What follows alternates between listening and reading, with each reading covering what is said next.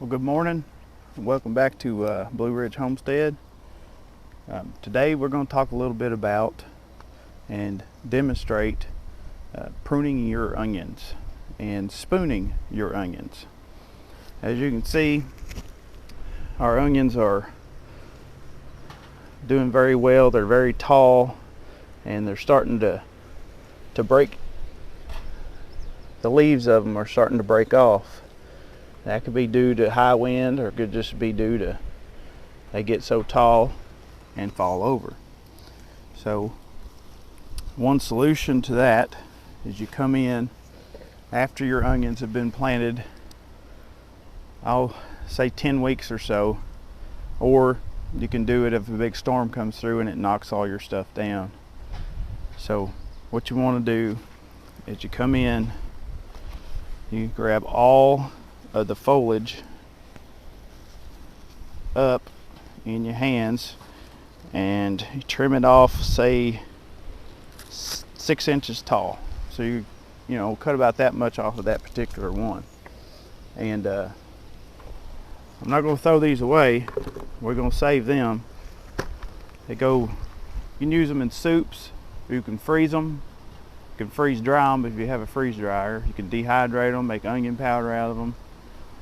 Scramble them up in your eggs. There's a lot of different uses for them. Don't just throw them away. You can make your chicken stock, you can throw them in that. Vegetable stock if that's what you choose. But each one of these onions, you're going to want to come in and just trim them off about 6 inches tall. And like I said, don't do this unless they've been planted about 10 weeks or so, or unless the storms came through. You want the bulbs to be getting a decent size.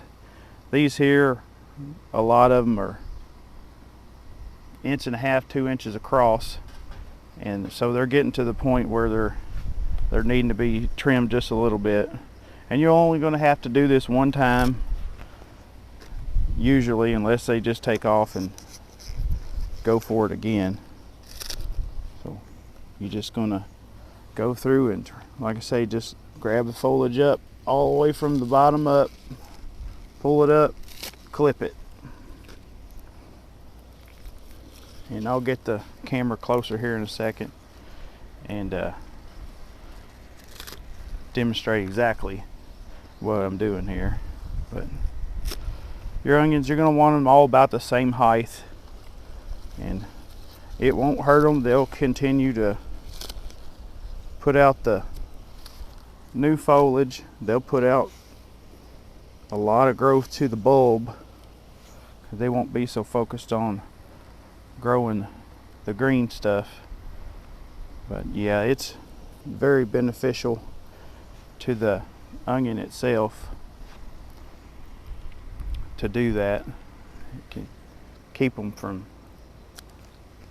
prematurely snapping the neck on them, which when an onion is ready to be pulled from the earth, you got your bulbs here, and say your onion tops like this, it'll actually about, right next to the bulb, it'll just snap off, or not all the way off, but it'll disconnect and fall over. That's how you know they're ready to pull, that they've done all they're going to do as far as your onions go. So we'll just continue to do this until we get about the whole bed done, and then we will get closer and show y'all exactly what we're doing. So stick with us. We'll be right back.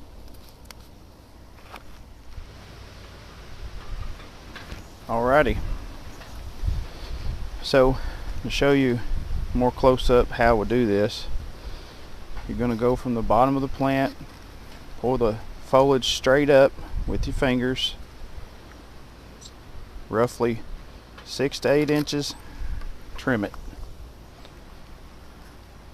You're going to do that with every plant. And if you're not exactly right on your measurements, it'll be just fine. Like I said, you save the tops. I guess you consider this your first harvest off of your onions.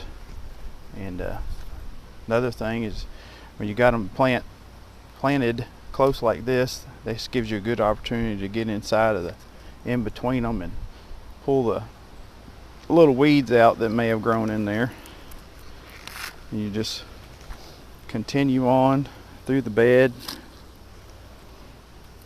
until you're all the way completed.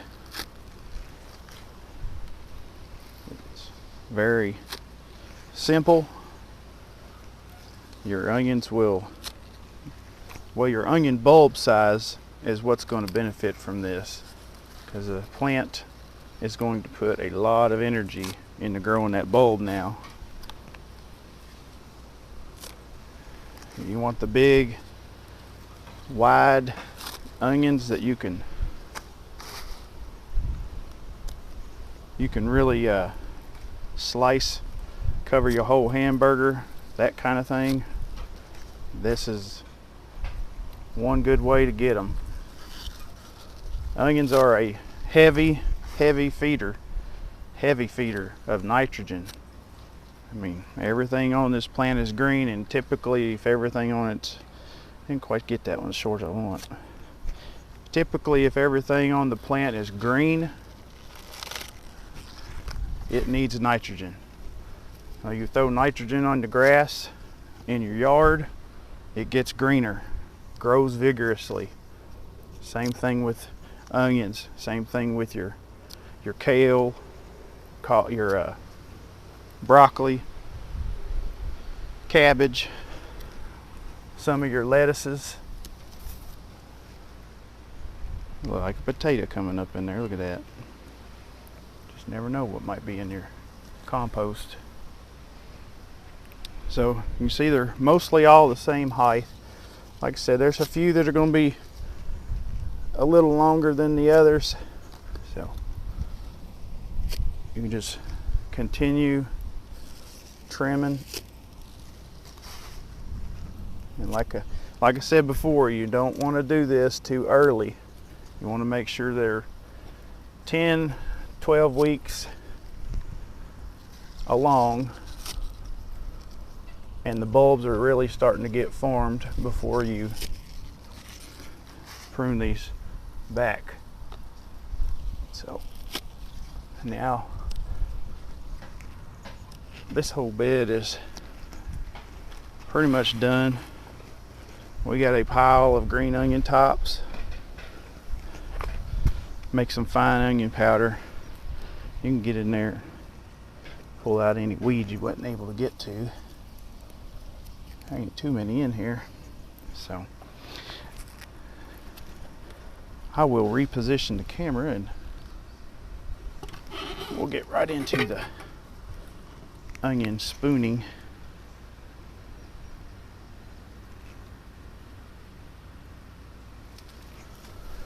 Okay, so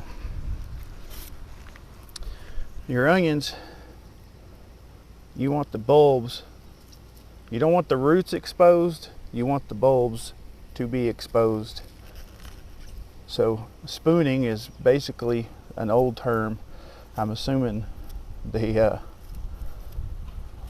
old timers would take probably a spoon, such as I am doing right now, and you're just removing the soil from around the onion, just trying to keep that bulb as free as possible to expand outwards, because onions do not like to be under the soil and pressured, because they'll just grow straight up and down, and then you'll have really long onions, which I guess is okay. But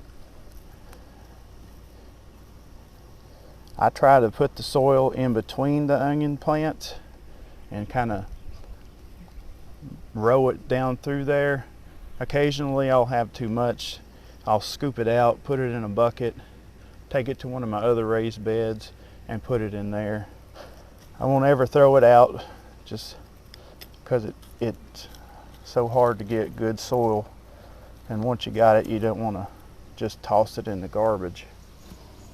But as you can see, these bulbs here are plenty free from the ground. There's a few in there that I'll have to move some soil, but for the most part I have removed enough soil in there to keep them plenty happy.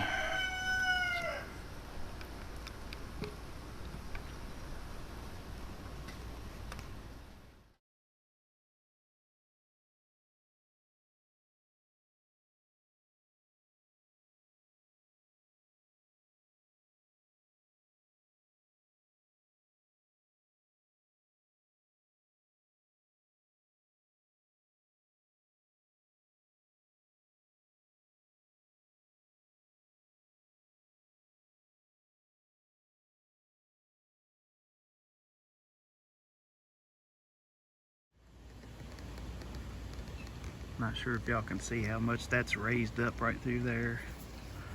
That's a good sign that your onions need more space. So just kind of get in there and, like I say, spoon them after you get done topping them off, or topping them, however you say it. You can see how much onion is hidden under that soil.